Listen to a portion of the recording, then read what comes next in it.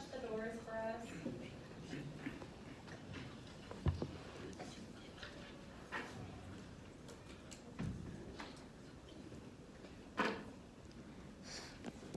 Good morning. My name is Saturn, and I am from Temple, Philadelphia Christian Academy, and the title of my expressive reading is Judas.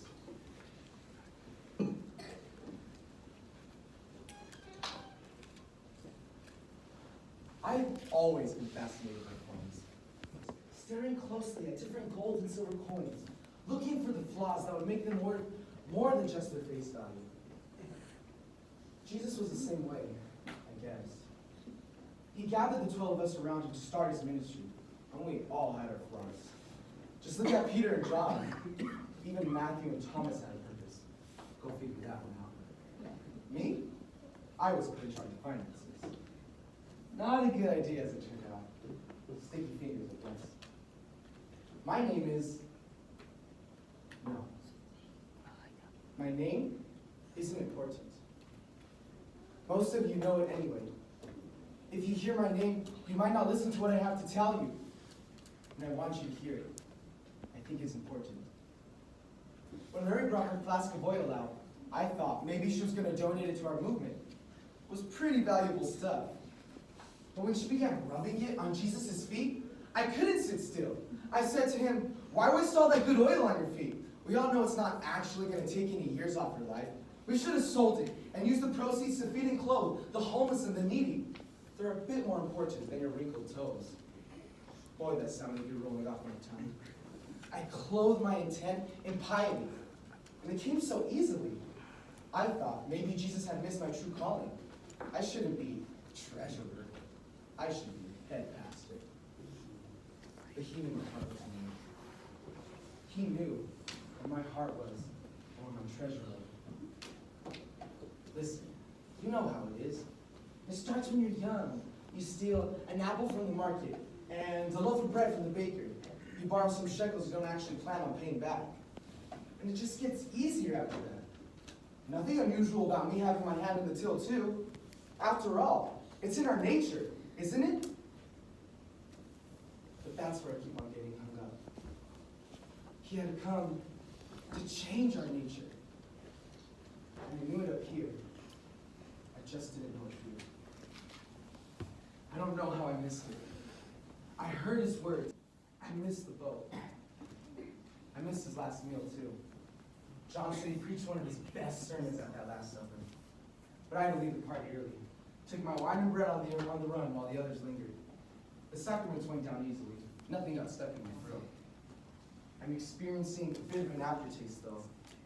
But I guess that's to be expected when you drink to someone else's end.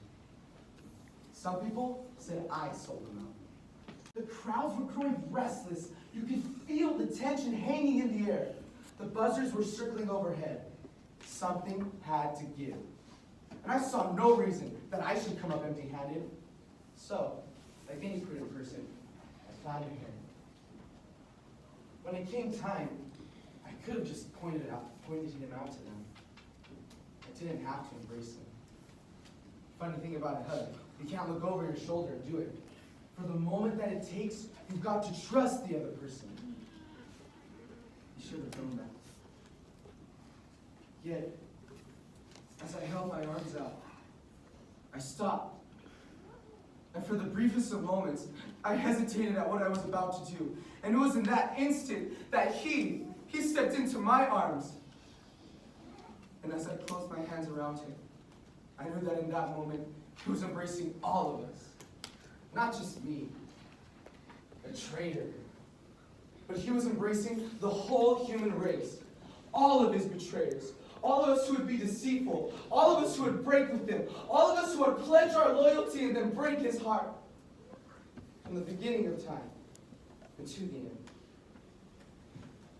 That's why he had come. And I knew it up here. Just not where it mattered. For you see, we all betrayed him. Even the best of us denied him and ran into the night. That's where the similarity ends. Come morning, Peter found his way back to Jesus. As I continue to sit here and rub coins together in the dark. My greatest sin was not my betrayal. We've all done that at one point in our lives, in one degree or another. My greatest sin was not finding my way back to him. I cannot see past these coins to a Savior full of love, mercy, and forgiveness. Instead, I stand here and try to rearrange my shattered conscience, trying to sort out the price of one's soul. 30 silver coins doesn't get you much nowadays. Down payment on a burial plot, 10 feet of good stout rope. Oh God, I am forever in the dark. But you are on the edge of life, when I am your shadow.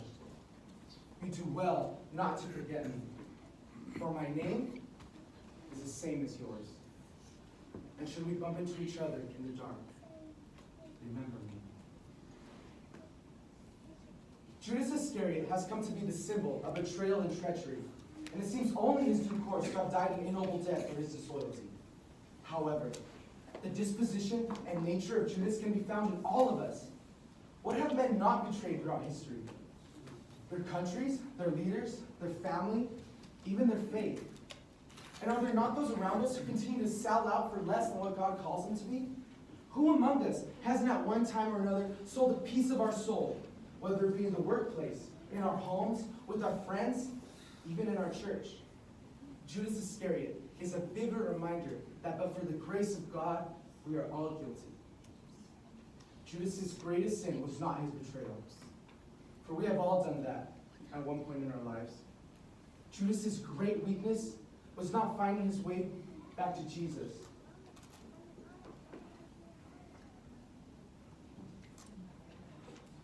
Not recognizing the mercy and grace of a Savior who hung on a cross to embrace all of humanity.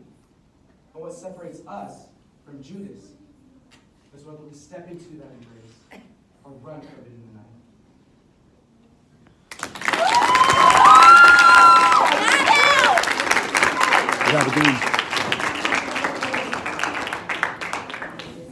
Good job. We gotta run because the game's starting in like 2 minutes. Okay, Brian. I'll let them know. I'll let them know that we have to go to the game. You have to go. I need to get my line. I'm good. Okay. I'll let them know.